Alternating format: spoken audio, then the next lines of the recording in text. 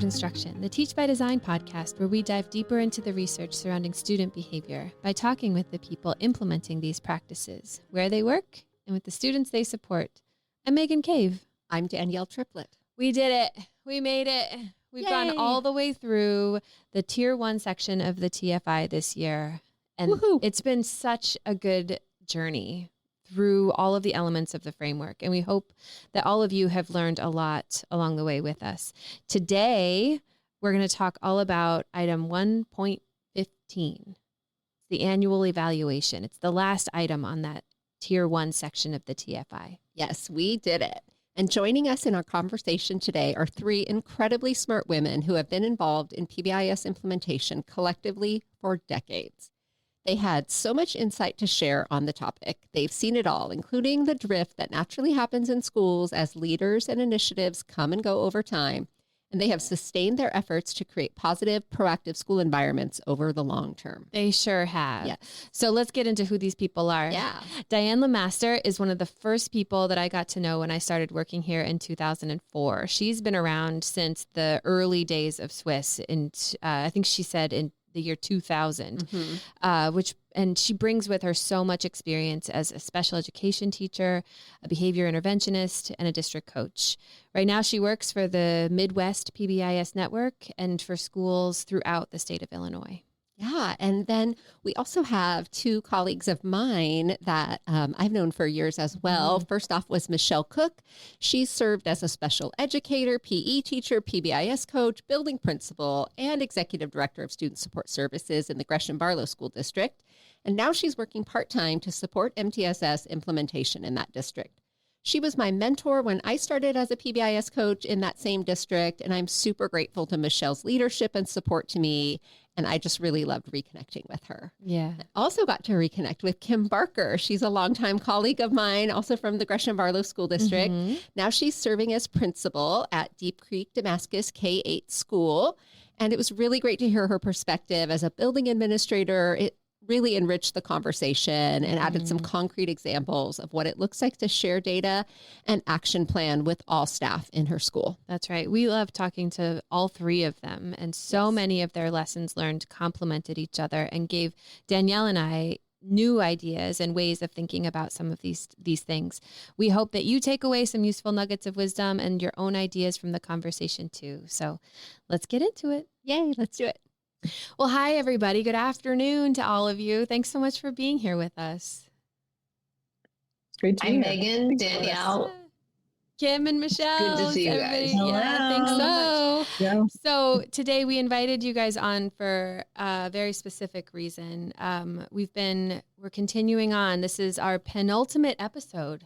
Ooh, good word. Thanks. I've been working on my vocabulary of our season, and it brings us to the final item on our TFI journey this year. We've been taking a year-long look at each of the items on the TFI, and we've come to the annual evaluation. And so I think what we wanted to have you guys on here to talk about is really how data serve us and our larger school-wide community, and why it's important to share those data in regular ways. The TFI tells us annually, but I mean, I don't think it's a terrible time anytime to share those data. So maybe, Diane, can you start us off? Maybe tell us, why is it so important to share our fidelity data, our outcome data like referrals and whatnot with our larger school-wide community? Absolutely. I just always think about how important it is that we share data continually, especially starting with our staff and our buildings. It's important not only that they understand what PBIS is and what this work is all about and why it's important, as well as how do I implement these supports, but we want this to sustain and to build capacity within the buildings, and regular sharing of data will do that. It helps with buy-in and sustainability. They can see the fruits of their efforts and see how things are progressing along. We're asking them to implement these supports. So this is showing, hey, here are the successes, here are our kids are doing. So it's just critical that that's done at least monthly. Yeah. Great. Kim, I know you're at the building level now as a building administrator. Would you tell us your perspective on this question?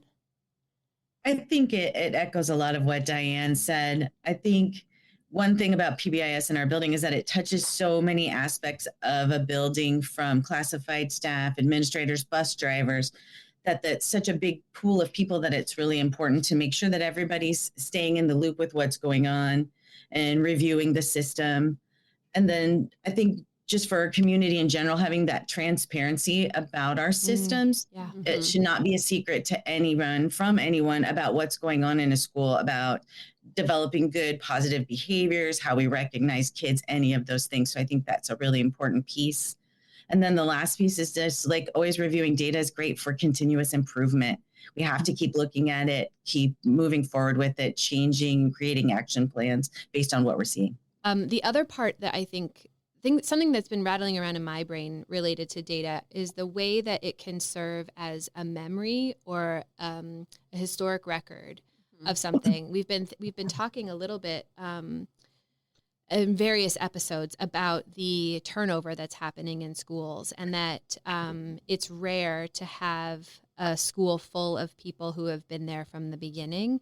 And so data can actually, I don't know, they can benefit us in that way, that we can actually look back and see what was going on even at a time that we weren't physically in the building. So I don't know. I wanted to check in with you guys and see like what your experience is with that. How have you seen data serve as that historical reference, as that memory? I mean, we were just talking about how long each of you has been around the block here in this field of education, and in particular working with PBIS. So maybe you can share a little bit about how long you've been doing it, and then what's your experience with data serving as that historical marker, particularly when there's a lot of turnover in a school?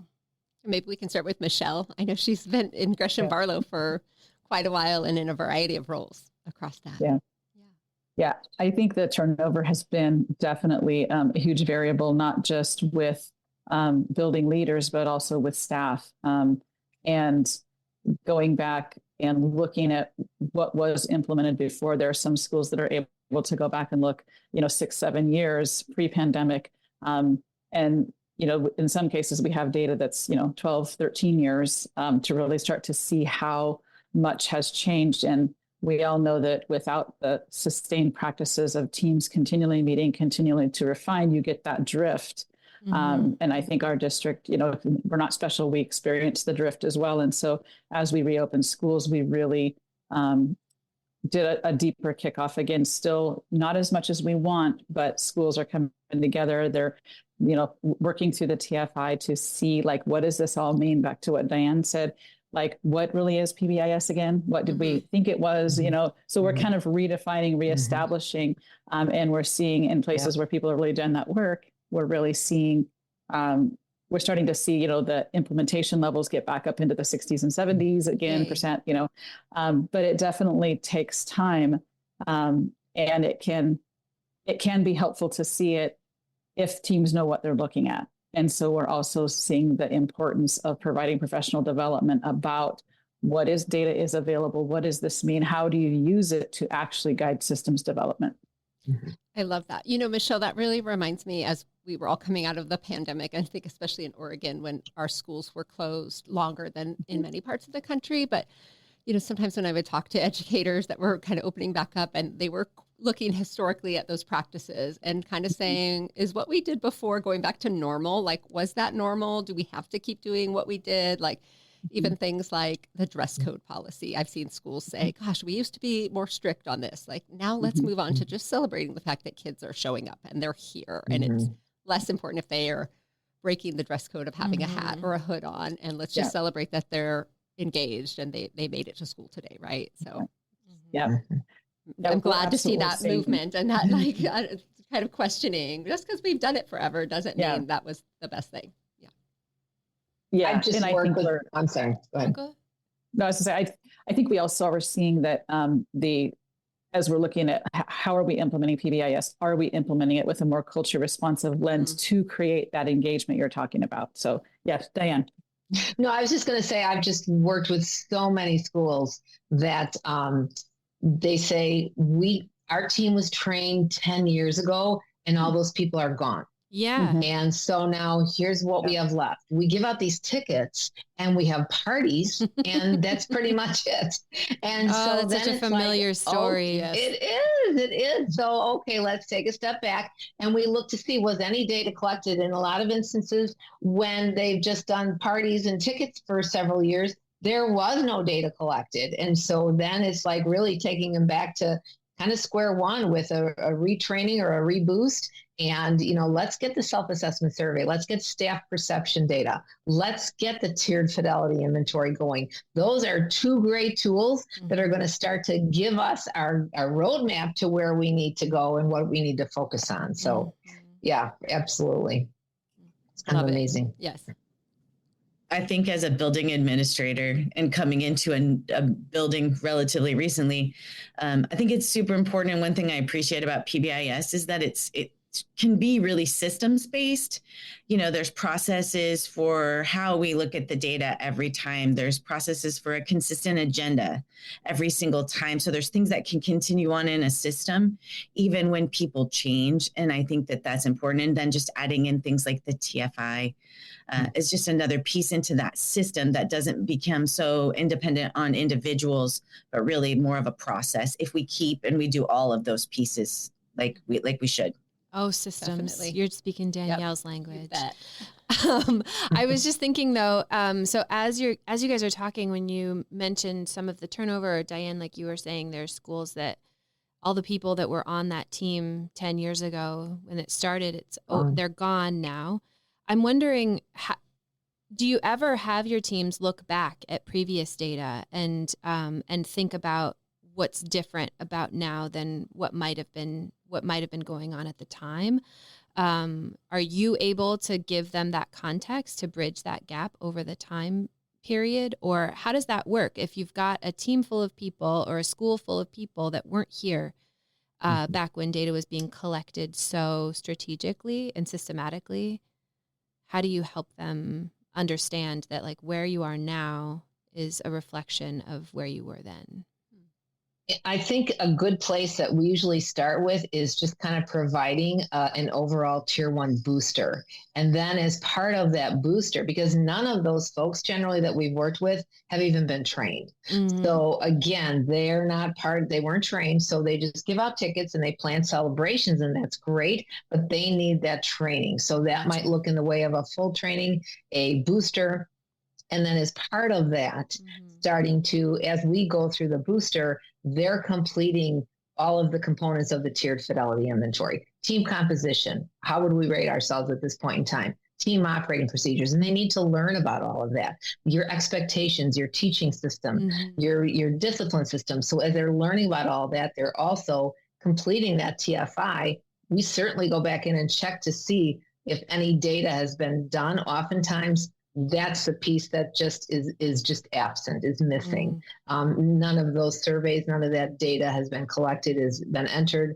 They don't really have any record of it. So a lot of times you're kind of starting from square one. If there is, though, certainly we bring that out as well. And, what was happening in that school at that time, let's look at that data. Let's look at that self-assessment survey data that we took in 2014, or that, TFI data, or whatever. What do you have? Right. Yeah. You got a team implementation checklist? You got yes, or a BOQ? Yeah. Exactly. How about a set? Anybody got a set? I've done the set. Yeah. I love sets. Michele, we pull it all out. Michele, I'm thinking of you because I know when we chatted and kind of reconnected a couple weeks ago, you were saying similar things, that you're off, PBIS has been in place in a long time in that district. You kind of go back to square one. You want to speak more to that? Yeah, no, definitely. I think we have the same phenomena that Diane was explaining, where you've got people on teams that are aware of some of the pieces and they've kept them running, but they don't necessarily understand why, or they have opportunities to refine implementation to make it work better. But they need that sort of guidance of how do I make changes and what changes do we make? So we're trying to help them understand the depth and the details in the TFI, where that's really your roadmap. And if you can understand what's in there and just start building systematically, you can rebuild systems. But just the concept of using systems health assessments to guide schoolwork in general, I think is still not something that's just common practice across all different kinds of schools and locations. I think PBIS has been one of the most effective in terms of getting that systems health assessment in place so that it can guide the work. But we find that it's still new to think about it. And sometimes people are like, why do we have to do this? And it's like, but it's so important, because it helps you know what to shift and where to make your adjustments to get the leverage that you're looking for. Yeah. So definitely the same experience. Yeah, you're just talking about good coaching that's necessary. And that's another theme that keeps coming back for us as we talk to educators across the country, is just the value of data, but also the value of coaching teams and people through those data. Because we understand it. We look at it all the time. Diane's in assessment every day, but not everybody else is. And so something that's fluent to us is not necessarily fluent to others. And so helping them to understand, like you were saying, Michele, that why you would even collect or monitor these data is so crucial. So how do we get from there? Like you're doing some of these assessments with teams. What does that look like, moving it and sharing that data with your staff? And how, now you've got the team maybe coming along and kind of understanding the rationale for doing that. But what's worked, maybe what even hasn't worked? Like the TFI says we should share it annually. We'd love it shared more often, but we want to kind of hear what's actually in place in the settings that you work in and how you've seen those data shared. Like what's that actually look like in buildings these days? Let's start with Kim. She's in a building. Let's see. So I think as a K-8, it's provided us a good opportunity about how to share data that's relevant to multiple grades and how to look at that and not just want to focus on just our part, but to look at a bigger picture. One of the ways is making sure, like when you have your team set up, that you have representation. Yes. I think is really important, and getting a lot of constituents on the team. So if you have multiple grade levels, you have them from those grade bands, you have the classified staff, you have the counselor, you have special education, because that's a lot of times data moves not just in a meeting, but it moves between people and conversations. And so having people sit there is also important so that they can go back and share with peers as well. But also just providing, I think sometimes it's really important to look at not just the here's what it is, the data, but also asking that question about what is it telling us? What does it mean? What questions do we have? Because if we just present it, but we don't try to make an effort to see how other people are taking it in, sometimes it doesn't go anywhere. And so it's really more of like presenting it, but then asking some questions of the people that are looking at it to make sure that everybody's kind of seeing the same picture. Yeah. That's such a good point. I was just doing a lot of reading for the article over on Teach by Design for this month of May. We're exploring what it means to tell a data story, to do some data storytelling.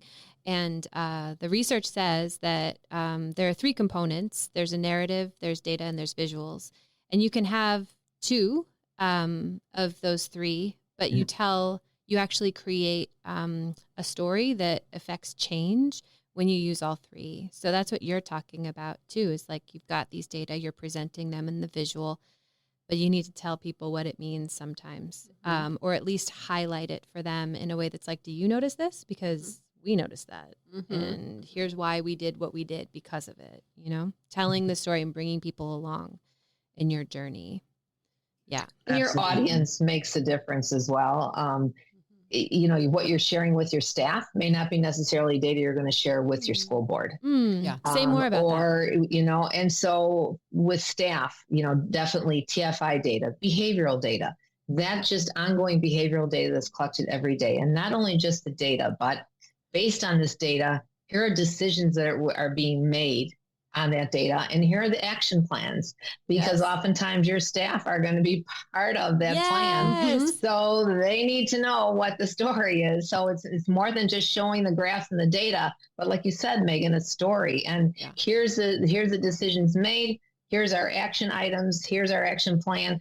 That's more down at that school level. The self-assessment survey, when we ask them to get on and take that staff perception data, we need to share that with them. They need to see this is what we feel as a staff. Here's how our feelings are of implementation status. But versus a Board of Education where I would have to do board reports, and they kind of wanted a more global type of, how are elementary schools progressing?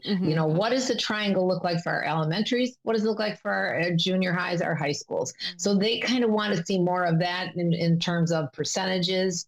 And in my superintendent, I met with him quarterly.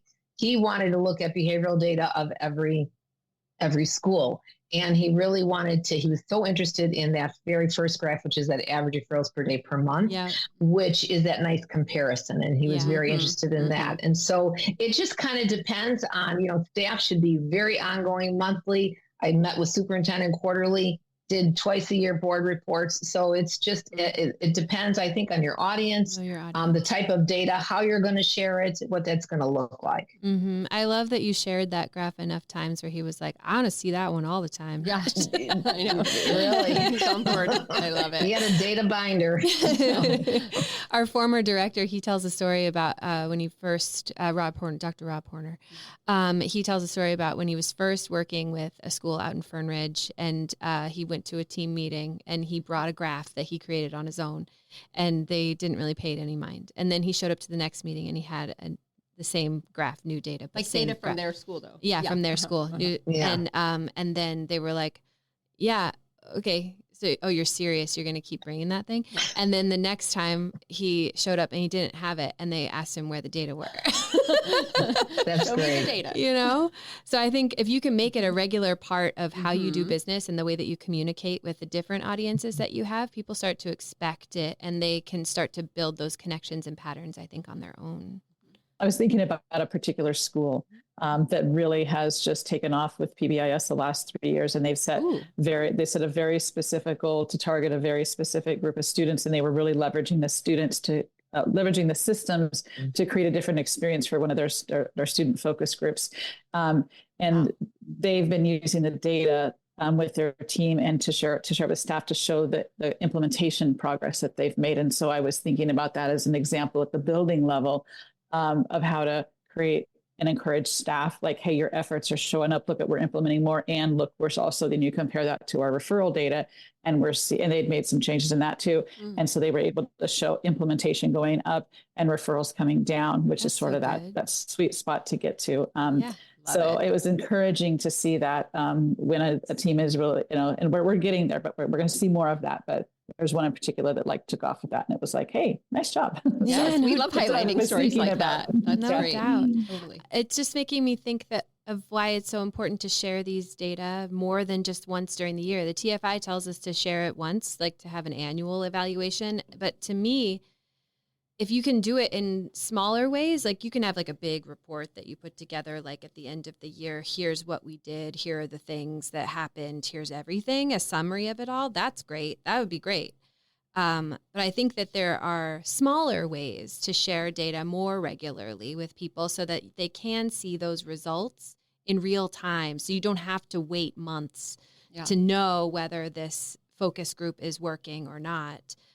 You actually get that real-time results that can then encourage and build momentum and keep people going, okay, it seems to be working right now. I'm willing to stick it out a little bit longer, because it works. What this is making me think of is, Michele, when you were mentoring me a few years back, one of the things we that won't really, say how many. We won't say how many, just a couple, but pre-pandemic. But I think, one of the things that really stuck out for me was that PBIS is really about the adults doing things with consistency, and showing data is just another example of that. Like if we just do it randomly and, it's not a big deal, but it's kind of like your Rob Horner example of it. It's just every month, well, Rob, where's the data? Where you is get it? used to that, just you normalize it and it becomes the system. So kind of made a connection there. Yeah. How do you, I know that, so we've got, Kim, you're at the school level, Michele, you're at the district level, and Diane, you've been at the region. And so I'm kind of curious for the folks that are at that higher, like multi-school level, how do you use a school's annual evaluation, whatever it is, report at that level? Do you just use it for your own district about like action planning? I've heard of some people getting recognition based on some of their efforts related to PBIS. How does a school's annual evaluation impact a district or regional evaluation related to PBIS? What are the outcomes that you all are looking for? Well, at the district level, we have a team of coaches that are part of an MTSS team, and specifically we work together to support schools with PBIS. So when we're looking at the data, we're looking particularly at the equity reports as well. We're looking at, we needed to redo our handbook. We are looking at how aligned are we with collecting referral information. So we're kind of doing a whole lot of recalibration so that we have cleaner, more aligned data.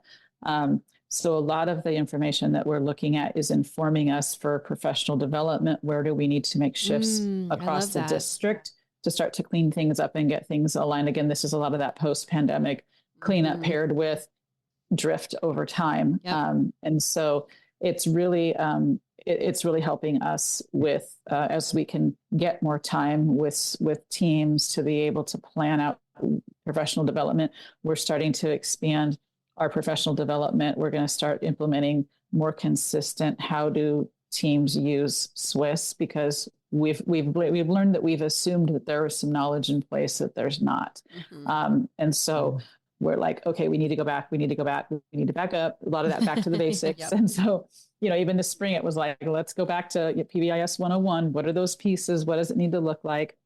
And we're finding that some schools haven't updated their matrix since, 2006. Yeah. It's like lots changed since then. Time to, so it's just that I feel super fortunate that we have a team and that our district has maintained time and coaching to be able to help schools, because it makes such a difference as a building leader when whether you've got systems or not, and whether you're in a reactive state or whether you can get to that proactive place.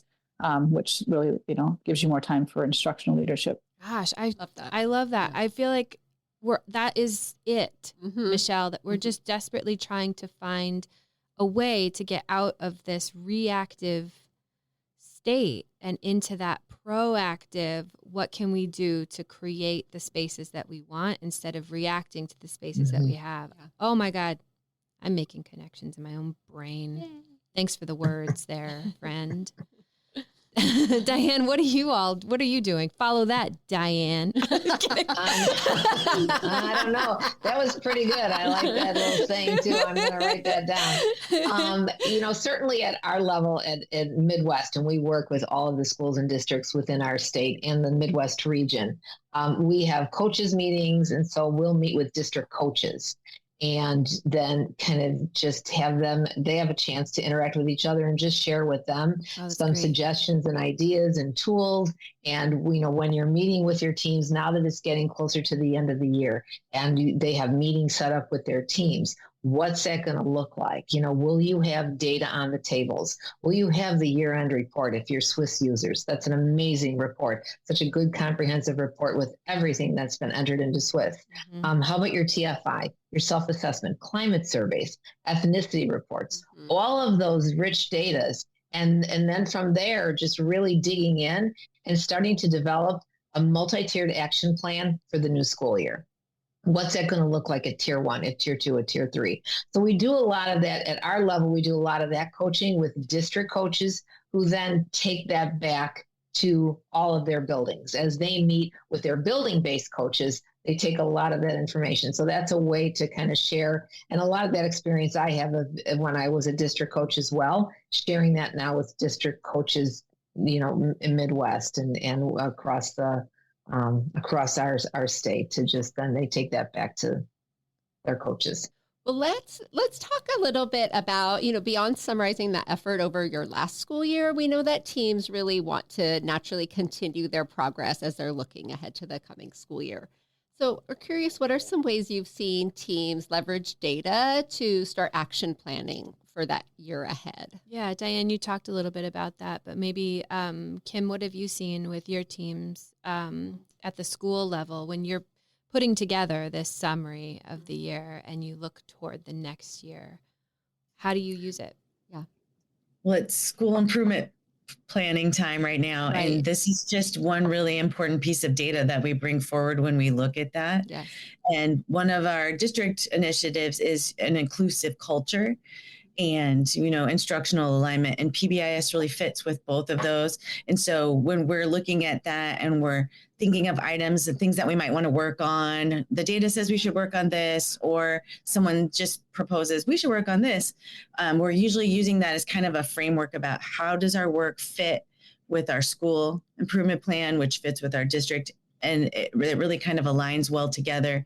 And that's another piece, when we talk about behavior and inclusion, that's when we say who isn't being included or why are they not being included or feeling included. That PBIS data can be really powerful to look at that and start to make some decisions about what can we do to increase inclusion and decrease behaviors. Mm-hmm. So I think it's a really important piece in the school improvement planning process. And also, we kind of looked at it separately first. So we're meeting as a team. Actually, we're meeting on Wednesday as a team to talk about that school-wide and from different teams from across the middle school level to look at that and then be able to take that back and have some pieces that we can, to decide the PBIS team's going to look at their data and draw some conclusions based on what they see. And then that's taken back to another set of data, or another team may look at it in a bigger context.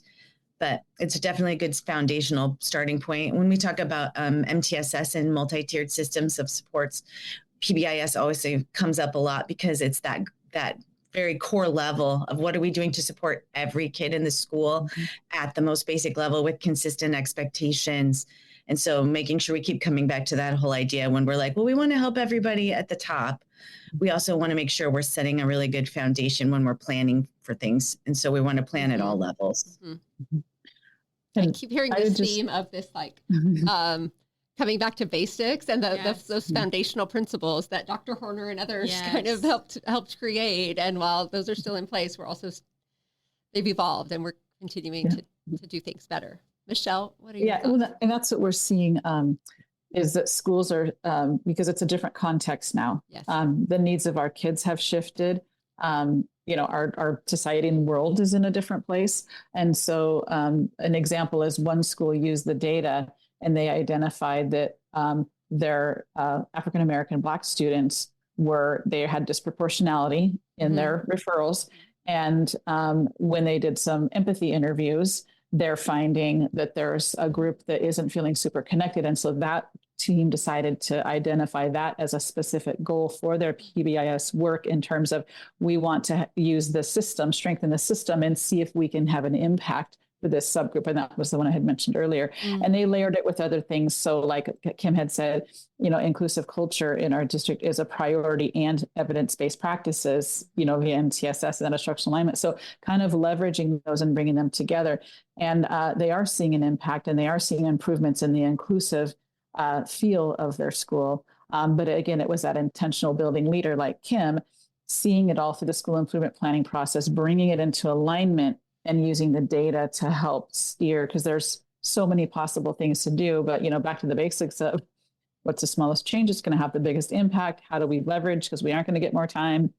All the things that Kim talked about. So, great examples there. I am sitting here listening to the three of you, and I'm thinking you are so experienced at this work, and the way that you talk about it, it's like cake. Like it's so easy. You just know maybe not easy. You just familiar and you know what needs to be done. And so you get to the work of doing it. And what makes we've also talked about how there are several folks out here listening. I don't know how many, but some of them maybe are kind of new and they don't know what to do. So they are in a very different place than you are. And so I'm curious to hear from the three veterans that you are to this work. What are some of your tips? What are some of your recommendations? If you've got someone like me who understands what you're saying, but I could never figure out where to start at my school on creating this evaluation or a summary and then figuring out how to put that all together with the different initiatives and how to action plan for the year. What would you tell me where would you start? What am I doing? What graphs am I including? Who am I talking to? Who needs to be at my table? All of it. I want to hear. Go. I think I think my head, this is where in my head, I always go. Okay, I'm taking a note. Go. All right. I go to the TFI because all the pieces are there. Yes. Those are all the implementation components that you need. So I just always have to go back to the TFI. This is where we start.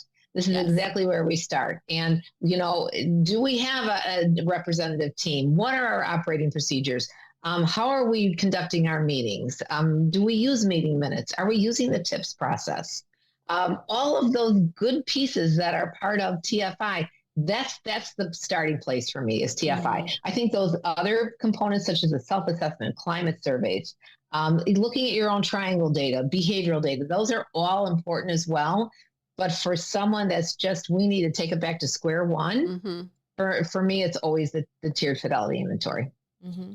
Diane, I love that. I did a session on the TFI at the Midwest PBIS conference recently. And one of the folks that came up to ask questions at the end was like what you were describing, Megan, like someone who was brand new, just at the conference for the first time. You could just tell it was like taking all the notes and like asked me that specifically, like, where do I start? Where else can I go? And I told her, start small, do the TFI, and also sometimes the TFI, even if you're starting, you think at zero, like there's a chance there may be some things in place, like perhaps there is already a team and, we're doing pretty good. We just need to add this, mm-hmm. person from this work group or classified person, or, so sometimes it can be good to like also pull out that there are things in place. Maybe there's data collection, but you're just not looking at it or things like that. So I'm always the positive Patty. I feel like you got something, but often it's not zero. Often there's something. Yeah, there's something there. Level. You got something. Some starting point. Yeah.